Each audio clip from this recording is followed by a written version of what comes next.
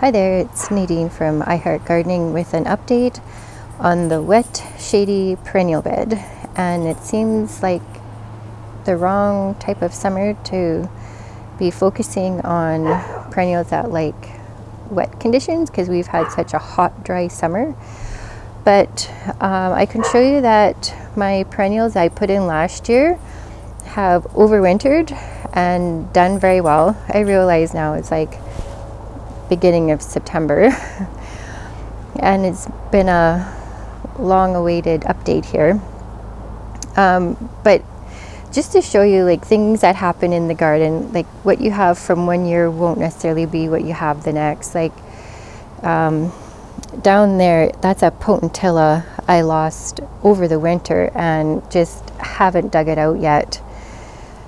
And I have this Arctic fire dogwood that went crazy this year, so it really changes the look of this bed.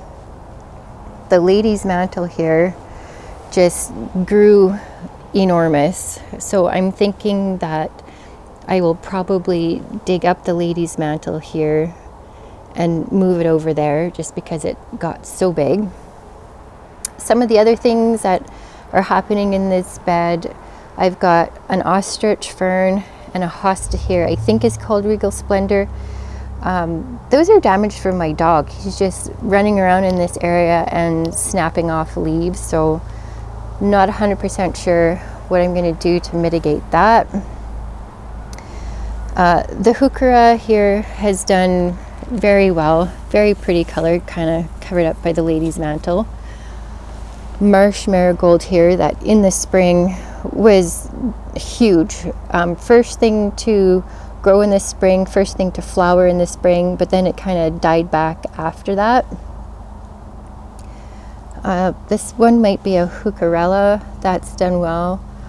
The astilbe, it's finished blooming now, but you can see the old blooms on it. They were super bright fuchsia earlier and looked beautiful. This heuchera really was slow this year and struggled, but some of the other heucheras in my yard have done the same kind of thing, like about 50-50. Some did well, some grew small. And the Japanese painted ferns look good. And the only thing that didn't overwinter was whatever I had planted in the corner, and I don't remember what it was, but I replaced it with an up and medium, also called a barrenwort, which is a spring bloomer. It's a nice plant. I have another one in another area of my yard and I liked it. That's why I chose another. But so far so good. And even though it has been a hot, dry year, this still is a shady, low-lying area. So this part of my yard gets more moisture than the rest of my yard, and all these plants have done well and succeeded in this area. So there you go. Plants for wet, shady area. Hope that helps you out.